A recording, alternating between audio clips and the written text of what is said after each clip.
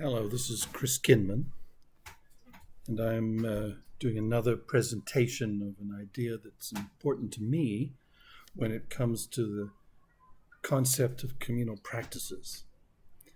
And I'm particularly focusing in these few times that I'm presenting, I'm particularly focusing on some ideas that came from Gilles Deleuze, and particularly from Deleuze and Guattari in their book, Thousand Plateaus. There's a chapter in there deals with the concept they call faciality, to do with the face. And it can be a difficult chapter to comprehend, but it's one that eats at you, that has an influence on you. And you start to dream with it a bit, at least I did. Thousand Plateaus, along with their book Anti-Oedipus, have the same subtitle, and that is Capitalism and Schizophrenia. In other words, they see what we see as mental health or mental illness as tied to our capitalist histories. Not just tied to our capitalist histories, but also, I find, the other histories that are connected to capitalism, like colonialism and patriarchy and those kind of ideas. And I think in order to understand Deleuze and Guattari and their concept of faciality, you have to understand that it's within that context. They're looking at the concept of faciality within the light of capitalism and mental health, or mental illness as we often think of it or talk about it. So I'll talk to you a little bit about my journey with the idea of faciality. First read it a few decades ago now. And at that time, I was beginning to work with a First Nation that's close to the Fraser Valley of British Columbia. And as I was working there, I noticed that a lot of the children and young people did not want to look at me or other white people in the face, and their face would shy away. And for some of the other staff at the school through which I was working, they had a great deal of problem with this. They felt that it was disrespectful, that it was important to show respect by looking at somebody in the eye. I wasn't convinced that that was the issue. I felt that there were histories here. And reading Deleuze and Guattari and their chapter on faciality helped me awaken to that. If you think about the face, think about a courthouse. I'm thinking about a Canadian courthouse. While I was doing this work with this First Nation, I was also doing work with young people who were connected to the probation system. And I used to go to court quite often for them.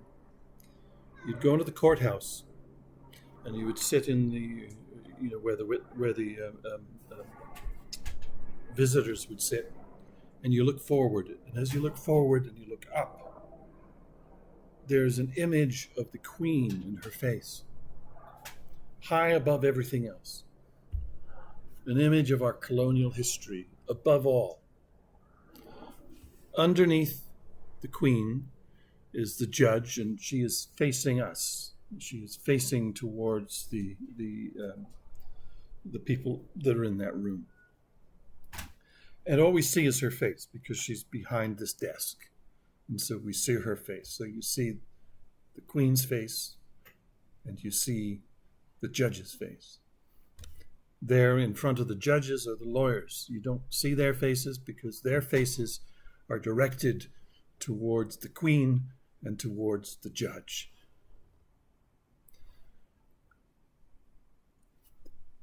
Faciality in the Western world, I see as inevitably tied to issues of power. and to our history, our colonial histories. So no wonder young Indigenous children are suspect of looking us in the eye.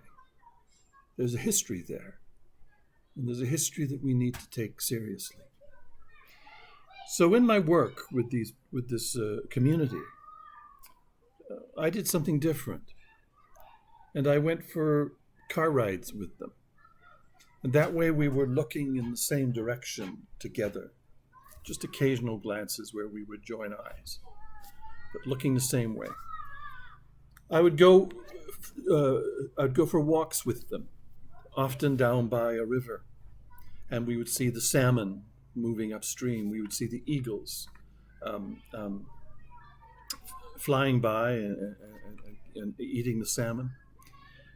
Sometimes we would see a bear or a coyote, or who knows what, but we were engaged. Our faces were engaged with their worlds, not facing each other.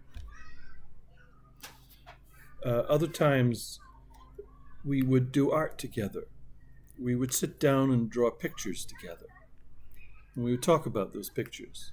But once again, our faces were engaged together in an activity and not looking towards each other. I talk to many counselors who feel that the natural way to work with people is to do the face-to-face. And during this pandemic, they've missed being in the same presence with people. I have found in this pandemic, a lot of the people I worked with, the young people I work with, they want to communicate on the phone. They don't even want the faces involved. They want to be able to have a communication that is without the faciality. My friend Lynn Hoffman had an idea which I found to be very constructive in light of this concept of faciality. She came up with the concept of muscularity. And that's not anything to do with physical fitness or prowess in the muscular way. No, it's an attunement to what bodies are doing together in their muscular ways. And sometimes it's subtle. And a whole lot can be communicated just between the muscular. A great example of this is Stephen Hawkins, who was able to literally write books through the movement of his eyes.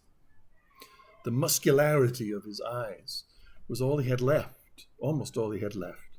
And he was able to communicate with those and actually write books with those. But if we attune ourselves to this muscularity, a relational muscularity, of how we are engaging with the world together, beautiful things can emerge. I'm always aware of this. I'm trying to be more aware of it when I'm with people in their presence. I want to be aware of how we are engaging with the world together and how we're doing this with our muscularity. And the beauty of muscularity is it's not limiting us to the human. We can enter the world of the post-human because animals also engage with us and communicate with us through muscularity. And we become aware of this. There's no prescription for this. We just need to become aware of how we are able to share each other's worlds through our bodies and through the movements of our bodies, through this concept of muscularity. So I invite you to think about that, to be suspicious of the idea of faciality and of the importance of the face. Have some suspicion for it. Of course, it's important as well. But also understand the politics that are associated with it. Also understand the colonial history that the face brings. And outside of that, Let's enter in to the muscularity of our engagements and understanding how we share and connect together through the movements of our bodies, both in large and very small ways. So that's what I wanted to share with you tonight. I wanted to share about the concept of faciality and also, in turn, looking at the concept of muscularity. More to come.